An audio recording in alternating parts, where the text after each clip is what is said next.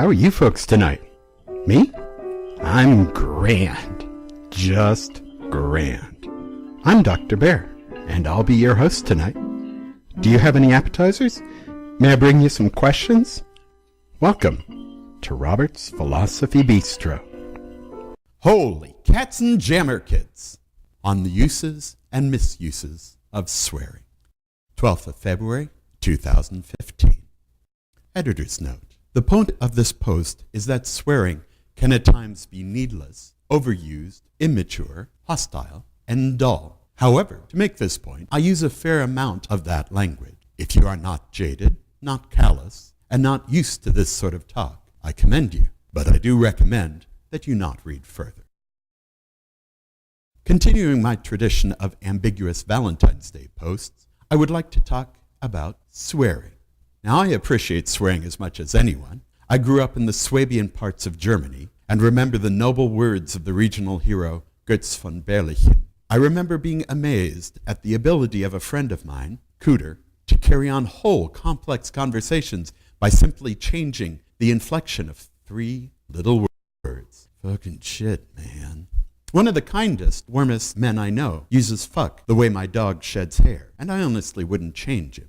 When Dominique Strauss-Kahn's defense team says things like, the prosecutors have greatly exaggerated the frequency of his licentious evenings. There had only been 12 in 3 years. You might feel the need to say he's not out of control because it's only 4 orgies a year? What the fuck? Or it's abbreviation WTF.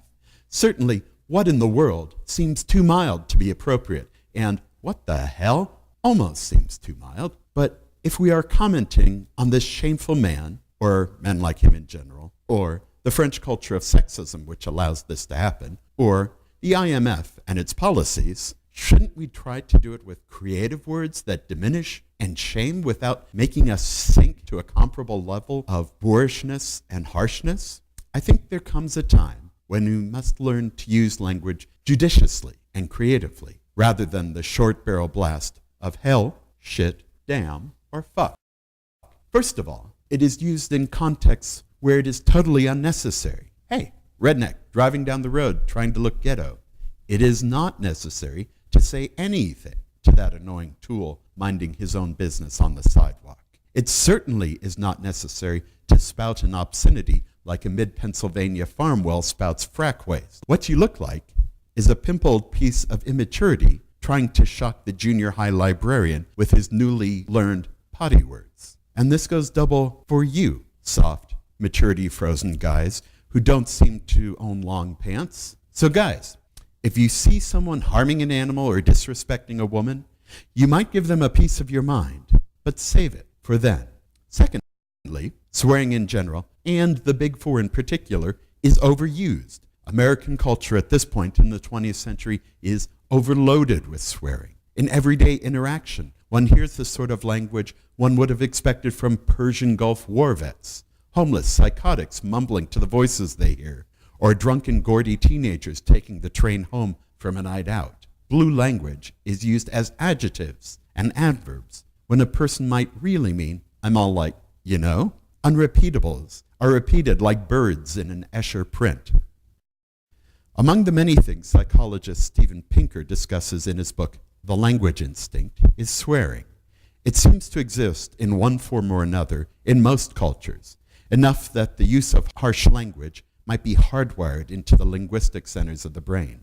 Pinker's theory is that when we want to use strong, forceful language, language that grows out of strong passions, language that elicits a response, we express ourselves by linking our words to objects that evoke strong feelings. Religion, as an example, is surrounded by strong feelings. So we use the idea of strong, frightening things like eternal damnation with our casual hell and damn. The impure emissions of the human body are shocking. So we use shit. Coitus, as a public act, is also shocking. So we have our fuck. I generally disagree with Pinker as to how much of language is innate and how much of it is social. And I would argue that swearing is a language game within the web and weave of specific groups of cultural practices, but I digress. The purpose of swearing is to shock, to express strong feelings, to stop us in our tracks and make us pay attention. If this is overused, then it loses its edge. If swearing becomes commonplace, then what is the point of it? Motherfucking son of a bitch is not an everyday phrase. Like, she was all like, I don't know. It is a special phrase. It shouldn't be worn from overuse when you need it for special occasions, like when your plan fails, and instead of getting that pesky Roadrunner, you drop the Acme 500-pound weight on your foot. Or when you find out that your husband is in jail in Virginia for statutory. Or when you look at the presidential field for 2016. Remember, pepper is good, but too much pepper is just too much pepper. Thirdly, I'm not sure most people realize how harsh obscenity and profanity are. Yes, you might feel as if a certain corporation has jerked you around like a tetherball, but you tossing a few dysphemisms into a conversation with a poor sales clerk is not going to change that. You may think that letting some of that anger out will make you feel better. Danger, Will Robinson. It won't. Come on, it's 2015. Freud is dead, and so is the hydraulic view of the soul. But the main thing your swearing will do is shower down upon that clerk like a leaky colostomy bag. It might be free expression to you, but it is not like that for someone who is not free to walk away from it. What sounds like righteous indignation on your side of the counter actually feels violent. Yes, violent on the other side of the counter. Finally, it is dull, dull, dull, dull, dull. For the most part, it is just 4 words in slightly different combinations.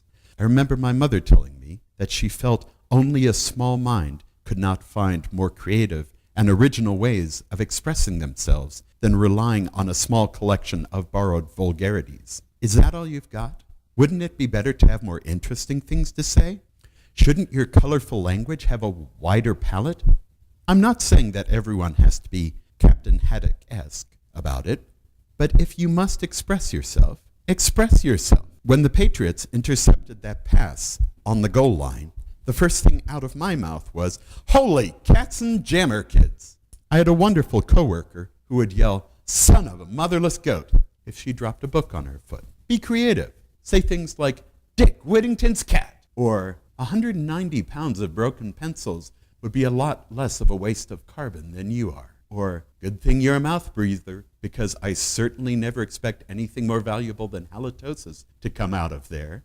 Or, "Who needs a Hadron Collider? There's plenty of dark matter under that baseball cap."